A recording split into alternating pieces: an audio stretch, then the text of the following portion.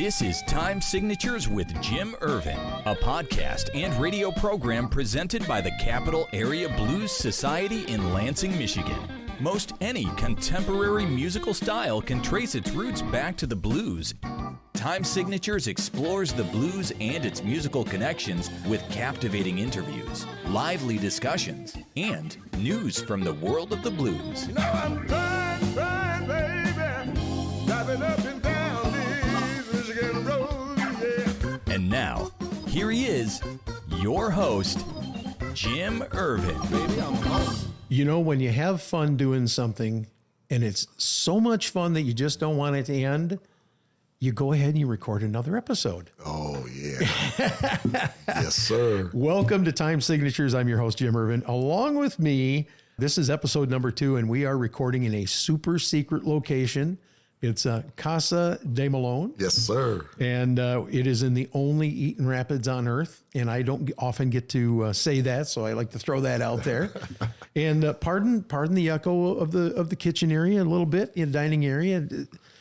I'm a firm believer that when I started doing this, any incidental sounds that are involved are just going to be there. Like, for example, in episode 1, Lisa knocked over a glass just as we got going. And she's hiding her face over there. I hope she doesn't throw something at me. Nice, honey. Bill Malone, it is a pleasure to have you back for session number 2, man. Thank you so much for having me. This is an honor. Appreciate that. The honor is mine, though. I have to be honest with you. And we had a lot of fun talking about the early years and getting involved in the music and the inspiration and people that taught you along the way. But this episode here, we're going to talk a little bit more about the current, the more recent past, and what you're doing in the future. Because as everyone knows, or as most people know in the greater Lansing area, the Root Doctor Band disbanded about 2.5 years ago. But we're going to talk about that. So playing as part of the Root Doctor Band must have been an absolute thrill for you. How did that opportunity present itself? Oh, man, this was coming to Lansing. You know, Root Doctor was the gods. I would go to the green door and, you know, when I can squeeze in back in those days, because the lines were literally around both corners. That's crazy. So, you know, you wait an hour and a half to try to squeeze in. And this was before the green door was expanded. So they only had that one building. Wow. They hadn't bought the other building and expanded it. So, I mean, it was tight. But I would go in there and watch these guys, and they were so polished and just the funkiest band I've ever heard. You know, we had talked about that earlier. You know, you said, well, who were some of the influences that I would have loved to be on stage with? Well, back then, it's like, man, I would love to play with these guys. You know, I would sub any day, you know, for these guys. And I was just, it was a dream. I said, man, and I would think about that and dream about that. I said, man, to be in a band like Root Doctor would be like my ultimate, you know, thing. And I remember we were playing, you know, my band, the Old Town Blues Band, we were playing, and Bob Gardner was my drummer. And I remember Root Doctor had just lost their drummer, and they walked into the bar, the whole band. And I saw them, and I'm singing and playing, and they walked in the bar. I said, oh, this is not good. And I knew right then, I said, yeah, I'm getting ready to lose my drummer. Sure enough, you know, they offered him a job. Well, you know, I can't pay them what Root Doctor pays, Sure. you know. So he left. And 3 years later, we were playing. I mean, we still had a side project, you know, myself and Mike Scory. And I remember he asked me, he said, well, you know, Jim Alfredson and Greg Nagy were leaving the band. And so they were auditioning, you know, keyboard players and guitars. And so I guess they had a conversation about that, and Bobby said, hey, would you like to, you know, play with us? I'm like, dude, are you kidding me? Are you serious? He pulled me outside of the bar. I remember we were playing the Exchange, and he pulled me outside on Michigan Avenue and asked me, and I said, of course. He said, well, it's pretty much a done deal because the band, you know, agreed to that. And, you know, years later, Freddie said, you know, he said, yeah, I had already, you know, chosen you. I'm like, well, man, this was an honor to play with the Root Doctor Band. and it was like heaven. You know, I had to play with a band of that caliber. It was just, you know, amazing. And then to do the recording, I recorded 2 albums with them. That was amazing. So, Now, which albums you got to share? You got to share that. Joy and New Attitude, yes. And New Attitude, my lovely wife, she wrote 6 songs on that album. Oh man! And so I think that was 2011. We won best. 2013, excuse me. And she made this episode too. How cool is that? We won the best blues album in Michigan. Wow. And the best blues song won an award, and it was a song that she wrote, "Baby You're Bad." That's cool. Yeah. That's So cool. that was a lot of fun doing that. So when you first came aboard as a member of the Root Doctor Band, was it a little bit unnerving at first, or did you just kind of fall into the groove and? I felt, well, it's so funny. I did my homework, man. I worked. So when I first got the call, Marge gave me all of the CDs. There were You had 4 of them at that time. There were 4 CDs, and there were a DVD. Okay. So Was this the KAR deal backstage? This was the Cadillac Club. Oh, Cadillac. Live Yeah. at the Cadillac Yeah. Club. So I had all the material. I mean, even the Yellow album, which, oh golly, you know, with my good buddy, late great John Barrera on there. I had all the material. So I get off of work, I come home, in like 6 hours, I would be in the basement just woodshedding. I mean, hard to. I'm sweating. My fingers are bleeding, learning these songs because I wanted to know every song. Yeah. Oh, yeah. Even though they didn't do all the songs off of every album. But if they ever wanted to spring one on I you. knew every song. And I remember one day Freddie came over to my house and he walked in and walked down in the basement and didn't realize that I was doing this. And I think that really impressed him to see that I was really woodshedding that hard to learn those songs. And I mean, I knew the songs that they didn't even know because they didn't even do them, but I knew every single song from every single album. So it was an honor. I wasn't nervous about that, but I wanted to make sure I was on top of my game because this is the Root Doctor, man. It's a reputation. You know, Freddie Cunningham. Yeah. I mean, everywhere we went all over, everybody knew Freddie Cunningham. So, you know, we have to, you know, make sure that we are up to his standard, you know, because we don't want to fall short and, you know, make him look bad. And I remember Bob used to tell me, he said, man, we're just background noise. It's all about Freddie. So we want to make sure that every hit is right on point, you know. So, and I would just do my homework and I think I impressed the guys. Now, I have to stop you for 1 minute here. You mentioned the Yellow album. Yes. Which is the only album you can't find anywhere.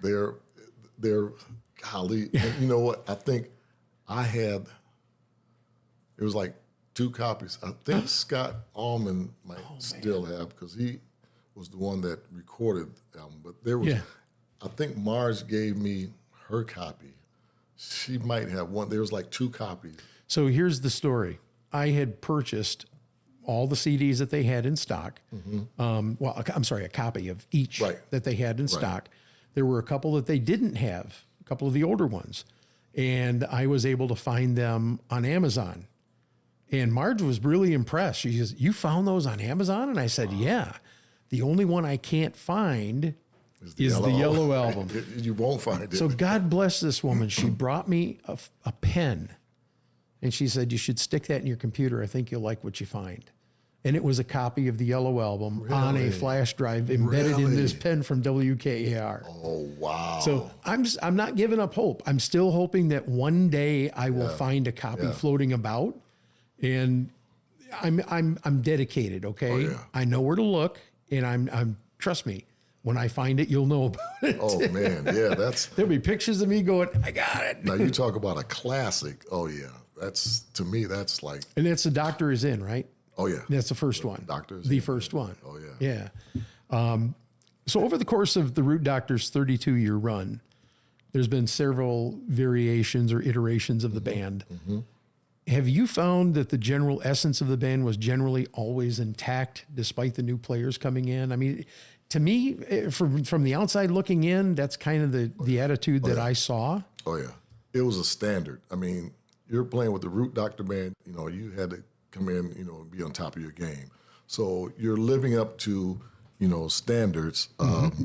And every variation, if you listen to them, they were always right top notch from the beginning. So, when I came into the band, I knew, I'm coming behind, legends, Greg Nagy. Oh, yeah. You had to live up to that level. So I had to put my work in. And, we try to keep, that high standard, as it's always been for the past 32 years. And I think we did a pretty good job. Yeah, I think that the listeners would agree with you. The people who have come out to your shows certainly do.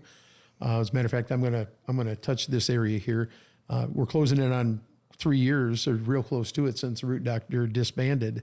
And of course, they had a phenomenal run in the greater Lansing area and throughout the state of Michigan. I would love to hear about the genesis of your new musical pursuits with Mixed Flavors and the Jack Pine Savages. Sure. And I know Freddie occasionally pops in with the Jack Pine Savages too. Sure. Well, last year, I think we did all the Lansing concerts with Freddie. And I never got to one of them. Yeah. As a matter of fact, we just played Cherry Creek Winery, and Freddie played with us, the Jack Pine Savages, and it was a great show. It's always a fun, it's Freddie, so he can. I was going to say, he's what, 76 or something like that? Or no, he's a little older than that, isn't he? Yeah, he'll be 80 this year. He'll be 80, yeah. He hasn't missed a step. No, and he didn't. I mean, it was phenomenal. I mean, we had such a good time. Freddie he's Freddie, so he can play with anybody. It doesn't matter. He's played with everybody. Once he opens up his mouth, he has everybody in the palms of his hands. So he's, just that guy. Yeah. But we've had a lot of good times, with him, with Jack Pine and Mixed Flavors. It was something that, just a project that I wanted to do for a while and just do something different, always wanted to have a funk band and do, funk. And so with the players, we've been together, like Eric and Mocha, Gino. I mean, we've been around, like me and Eric go back 30 years. And, Mocha and Gino, we've been together for so long. It was kind of like a perfect blend. We blended together and we all wanted to do the same thing. And I think it's working out pretty good. And now that I have a new addition, my cousin, Larry Sumner, he's 27 years old, and he's just... You cut me off of the past. Go ahead, man. Oh, my God. He is just amazing. He nothing short of amazing. No, and seriously. I was going to say, Mixed Flavors, to me, was damn close to perfect, but I think Larry just shoved you over the edge. He was the icing on the cake with the cherry. Yeah. Yeah. I mean, from the first time I got to see him, and Mocha wasn't there, and I'm thinking, where the hell's Mocha? They get rid of Mocha? Where's Mocha? You know? Oh, no, he's not feeling good. But Larry, I got to experience Larry Sumner for the first time, and I was just blown. My hair, which I don't have any hair on top, and the stuff on the sides was blown back. Yeah. He was incredible. Oh, yeah.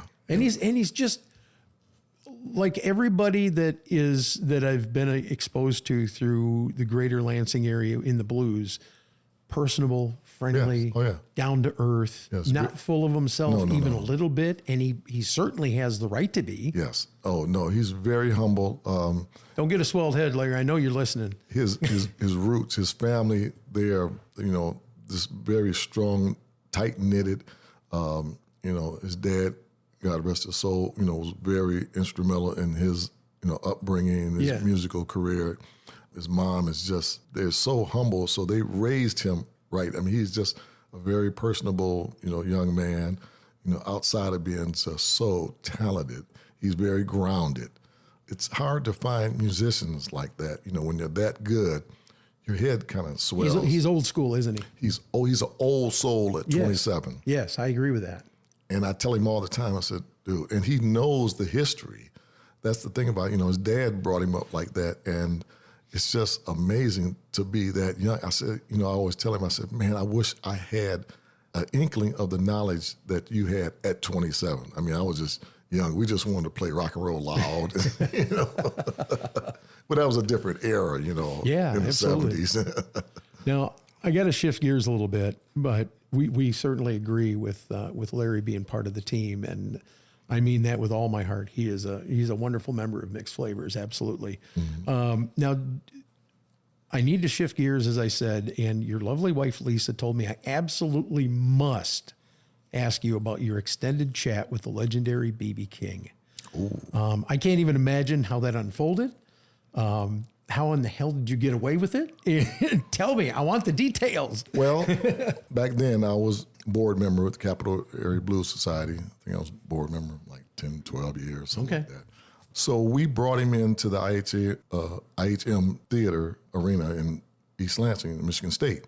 Wow. And so, you know, my job was to be the host, and we put together this welcome basket for him.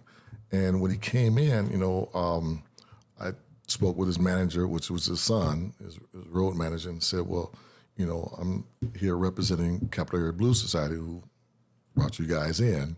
I asked him, I said, did you receive the basket? Because we sent it over early. He said, yeah, baby, you know, received the basket. I said, well, you know, I'd like to do, you know, an interview with him if that's possible for Cab's, you know, newspaper. Sure. So he said, come back behind stage at the end of the show, and we'll take you in the green room and meet him. So we went and did the show, and I think that was his 80th birthday, and went through the show. And so after the show, we went back behind the stage, and the manager took me back in the green room, and BB was sitting there, and I walked in and, you know, shook his hand. Hey, Mr. King, you know, Bill Malone from the Capital Area Blues Society, and also a guitarist, you know, Old Town Blues Band, and blah, blah, blah. So he said, all right, okay, come and sit down. And all right, so we're sitting and talking, and he's just talking, telling all the stories and everything. And, you know, after, I think I sat there for probably 45 minutes with him talking.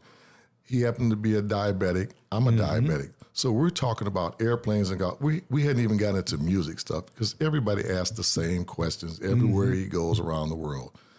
And so we're talking about, you know, airplanes to golf balls, and me being I said, well, B, you know, I'm a diabetic. So how do you do this? You know, what hand do you prick? So, I never prick, you know, my money hand. I always use my other hand. So he was giving me tips and, you know, diet and all that good stuff. And so I'm looking at it, I said, well, B, you know, and there was a line of people standing outside waiting because he was doing a meet and greet. Yeah.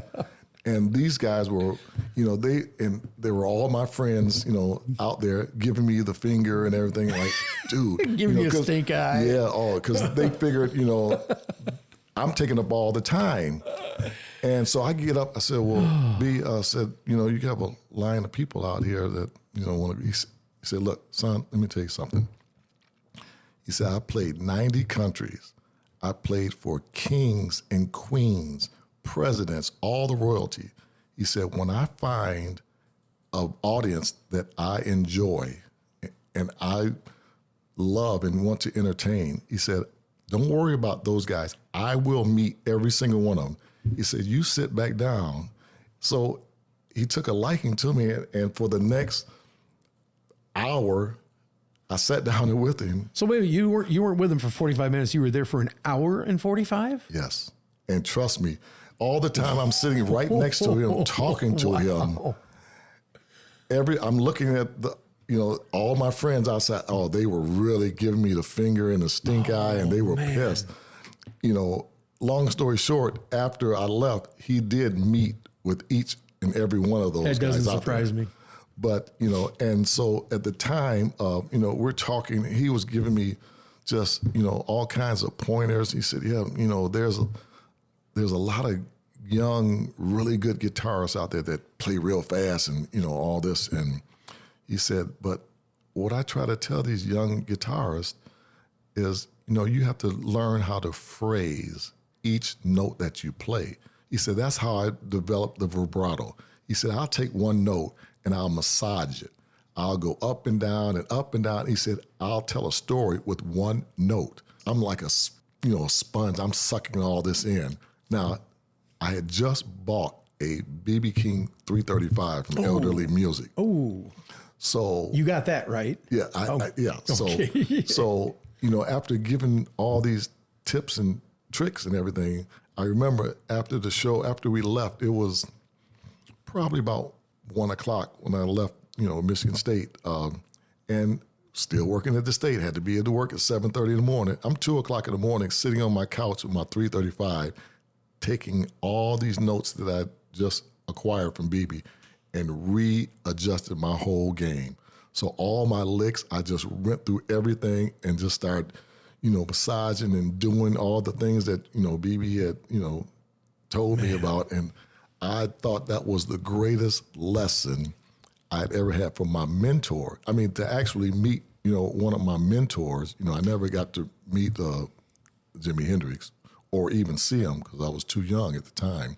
But to meet B.B. King, and I'm into the blues, so who else from the master to get these life lessons? Oh, man, I thought this was the greatest thing ever. And then so I've never been a writer. I went home and I had to write an article for the Cavs newsletter. Man, I wrote this like 3-page article in the Cavs news, which I never was a writer. And I mean, all this was just flowing out of me and I'm just typing away and oh man, it was the greatest thing ever. See, now you're going to make me go and find. Yeah, you got to find that. I've got to figure out what episode or what edition that is in. Oh man, I can't remember. And I had, because I've moved so much, I know I have the newsletter. I think I showed Lisa. It's somewhere here in the house because I have a picture with BB. And I remember I kept that picture on a hard drive on one of the state servers. Sure. And I have it out there somewhere, but it's really cool. So this was, end of the night. This was on a Thursday night. Well, Frog was, has this Thursday night jam at the Unicorn. So I was trying to get BB. I said, oh my God, this would, if I walk over there, Frog would just he would have a fit if I walked in the door with BB King. So he had a cold that night and he wasn't feeling good. He said, if I wasn't feeling as good, and I think the next night they were going to Kansas City, he said, I need to go home and rest because, they're on the bus and they have to drive to Kansas City. He said, otherwise, if I was feeling a little better, I would go with you over there. I said, oh my God, I thought, man, this would be the greatest. An opportunity that almost was. Yeah, because, at that time we had all the artists that would come into town would always come over, for the Old Town Blues Festival. Who's ever the headliner would always come down the street, Frogs, jam and sit in and play. And we just have a good time. So I said, man, if I walk in here with B.B. King, oh man, this would be, sure enough, catch me out. But he wasn't feeling good that night, so we didn't get that opportunity. What a cool story, man. Yeah, that is so neat. I'll never forget that. And like I said, I need to go find the edition of the newsletter. Yeah. And I made a note for myself here to do it because I did find an article that I actually posted on Facebook when you joined the band. Mm-hmm. So I found that one. Okay. So I know it's going to have to be after that. Oh, yeah. So yeah. I just need to dig around a little bit. Yeah. So we are quickly running out of time, believe it or not. Oh, man. Isn't this crazy? Wow. How quickly it goes? It does. All I got to do is turn you guys loose and let you talk, man. This is the fun stuff. Time flies when you're having fun. So describe your creative process when you're writing music. Is it lyrics first? Is it music first? How do you approach it? Usually it's music. I always have to rely on my wife for the lyric because she is a writer. She's an English major and writing is her jam. So she always comes up with the lyrics and she writes these great poems and just words are her, her thing. So I do the music and she would do the words. So music, even the 2 songs that I wrote for Root Doctor on the last album, the last 2, they just come to me, in my head, like probably most, artists, in the middle of the night. The licks come to me and you get up and try to lay it down. Tempered by B.B. King, yeah, somewhat? Oh yeah, and find it. Well, then, our cell phones, had the recording device on it, so you have to kind of capture some of it so you won't forget, But usually that's how I do it. I do the music first. Okay. Mm-hmm. Any advice that you would have for aspiring musicians that are listening to the program today? Any sage advice? Well, my thing is, just like I've always learned, do your homework. You don't go out there and just wing it. If you're going to do something, make sure you do it right. Give it the love that, because music is all about love. It's a feeling. So, you have to have that feeling, and you need to nurture it, and you need to make sure you hone, your craft to be the best you can. That's usually what I tell young musicians. Very cool. Bill Malone, it has been an honor and a privilege to have you here on Time Signatures today. I can't tell you how much fun I have had listening to your stories, and especially the B.B. King story. Lisa, I thank you so much for putting that nugget of information in my ears so that I would ask about it. Absolutely. But we got so much more out there that we might have to bring you back again sometime. Sure. Oh, this will be an honor to do it. Well, definitely an honor to have you here. We would like to thank everybody for listening, and we will see you on the next round. This has been Time Signatures with Jim Irvin, presented by the Capital Area Blues Society in Lansing, Michigan. For more information on cabs, visit capitalareablues.org. You can find this episode and past episodes at lccconnect.org. The Time Signatures theme song, Michigan Roads, is used by permission and was written by Root Doctor, featuring Freddie Cunningham. I'm trying, baby, driving up and down these Michigan roads, yeah. Until next time, keep on keeping the blues alive.